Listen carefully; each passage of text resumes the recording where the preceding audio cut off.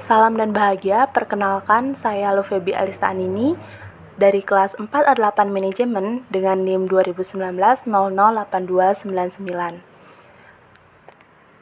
Video ini saya buat untuk memenuhi tugas mata kuliah Bisnis Internasional yang diampu oleh Bapak Lalu Supardin. Dalam video ini membahas tentang rencana penjualan jalan tol oleh pemerintah. Dari beberapa berita yang telah saya baca, ditemukan analisis fakta-fakta sebagai berikut. Yang pertama, PT Waskita Karya melalui anak usahanya, PT Waskita Toll Road, melakukan divestasi saham konsesi ruas tol Medan Kuala Namu Tebing Tinggi, di mana sebesar 30% saham perusahaan dijual ke investor asal Hong Kong, Kings Ring Ltd, dengan nilai transaksi 824 miliar rupiah, serta keuntungan yang diperoleh PT Waskita Karya mencapai 360 miliar rupiah. Yang kedua, pada tahun ini ada rencana divestasi terhadap 9 ruas tol yang saat ini masih dalam proses negosiasi dan tahap studi oleh investor. 9 ruas tol diantaranya 3 ruas tol di Jabodetabek, 1 ruas tol di Jawa Barat, 2 ruas tol di Sumatera, 2 ruas tol di Trans Jawa, dan 1 ruas tol di Jatim.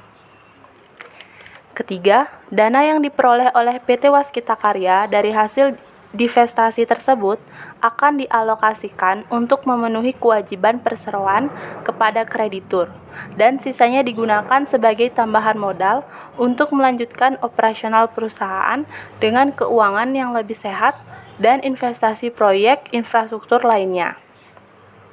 Keempat, PT Waskita Karya hanya menjual konsesi atau hak pengelolaan, bukan aset yang dijual. Jadi, kepemilikan aset atau jalan tol tetap ada di tangan negara.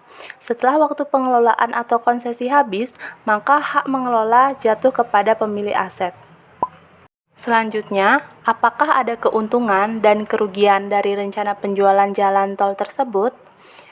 Untuk PT Waskita Karya tidak ada kerugian yang ditimbulkan, dan keuntungannya adalah PT Waskita Karya tetap memperoleh keuntungan setelah memenuhi kewajiban kepada kreditur yang merupakan hasil penjualan ruas jalan tol Medan Kuala Namu Tebing Tinggi. Dari hasil tersebut dapat digunakan untuk tambahan modal, meningkatkan keuangan perusahaan yang lebih sehat, dan investasi proyek lain. Sedangkan untuk negara juga tidak menimbulkan kerugian. Negara masih memiliki aset tersebut karena yang dijual hanya konsesi saja, dan jika kontrak hak pengelolaan sudah habis, maka aset tetap milik negara, serta negara tetap mendapatkan dividen. Selanjutnya adalah pendapat saya apakah mendukung atau menolak rencana penjualan tol oleh pemerintah. Jadi saya menyetujui rencana tersebut, karena yang dijual hanya konsesinya atau hak pengelolaan saja, bukan asetnya, dan asetnya tetap milik negara. Tentu saja negara tetap mendapatkan dividen.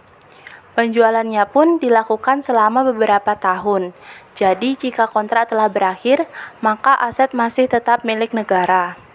Tetapi pemberian harga divestasi harus ditawar ke nilai di atas book value agar tidak merugikan negara. Selain itu, bagi PT Waskita Karya sendiri, dengan menjual konsesi ruas tol, perusahaan mendapatkan keuntungan dan dapat menyehatkan keuangan perseroan.